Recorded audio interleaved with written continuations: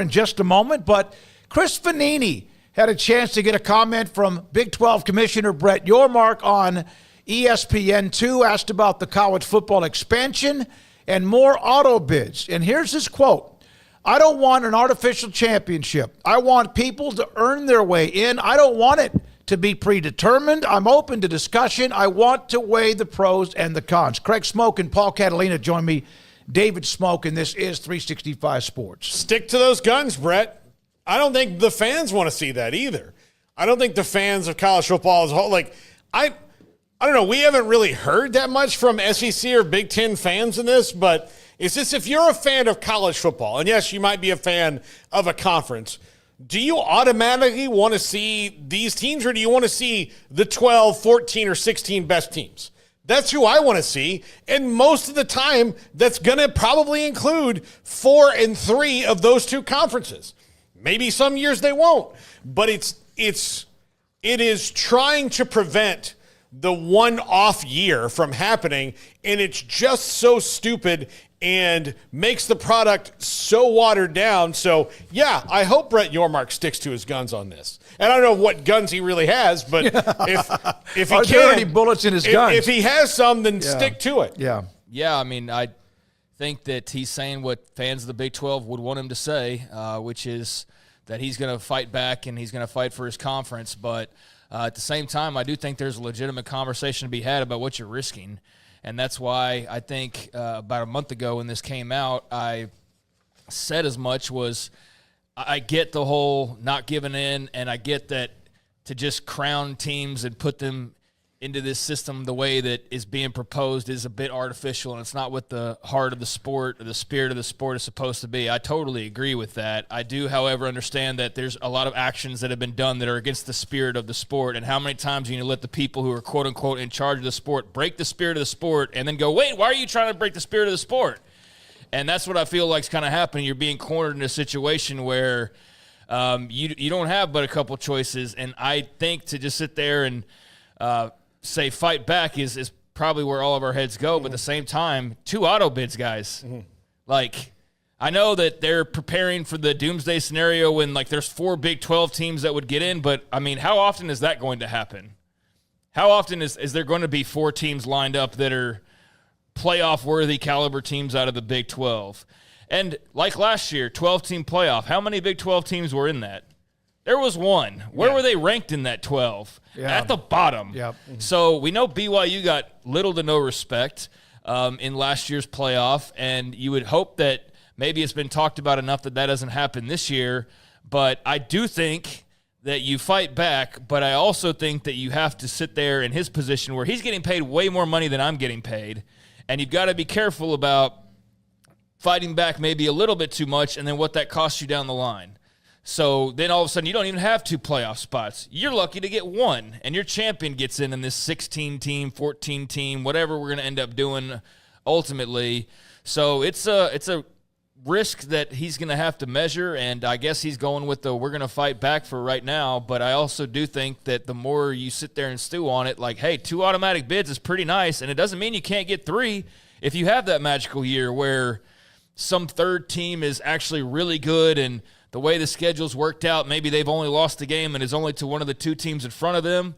I mean, I don't know what the odds are because I'm not a mathematician, but I think that that's probably about the same odds or close to it as the years where you're going to have 4 teams that are just bursting at the seams.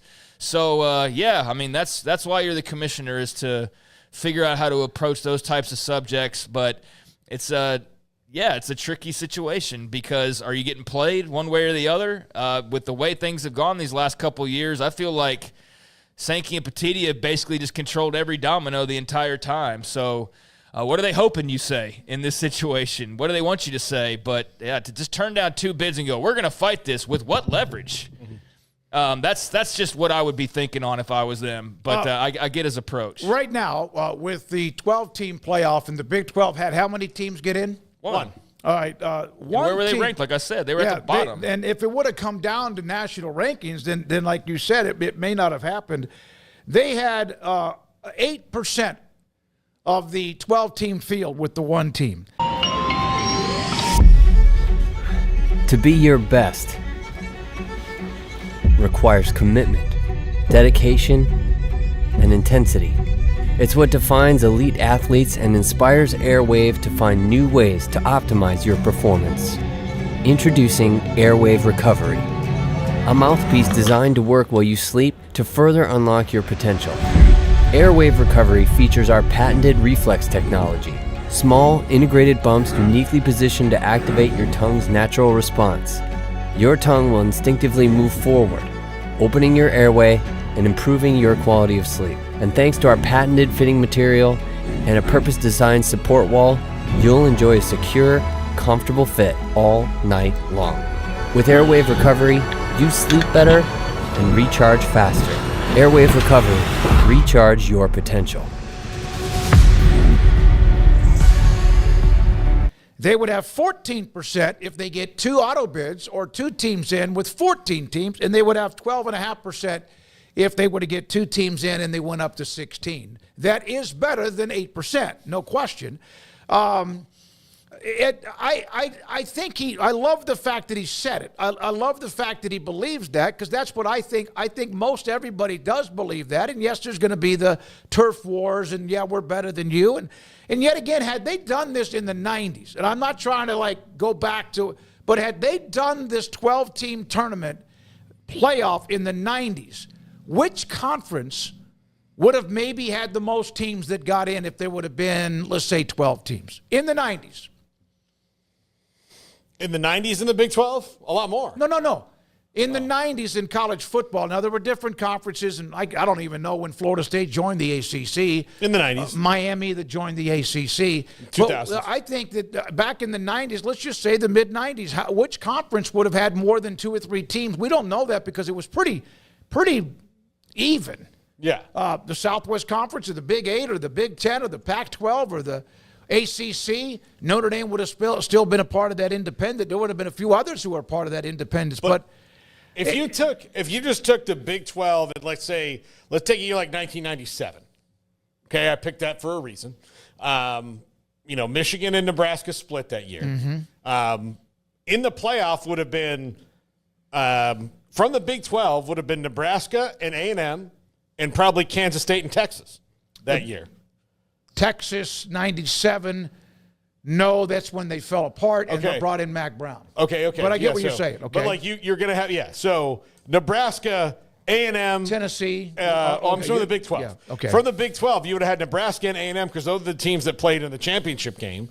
And then you also would have had probably like a Kansas State or somebody else in there as well. Yep. So there would have been years where they would have had 3 teams. The thing is that basing this and saying, Craig's right. They only got 1 team last year. They didn't get any respect.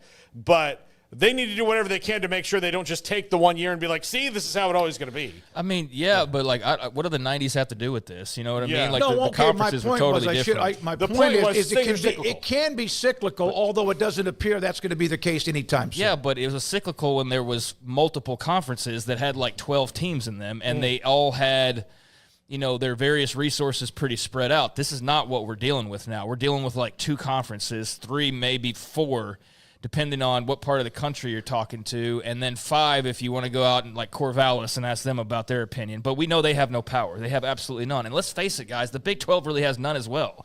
Brett Yormark can say whatever he wants to, but he ultimately doesn't have much say in this.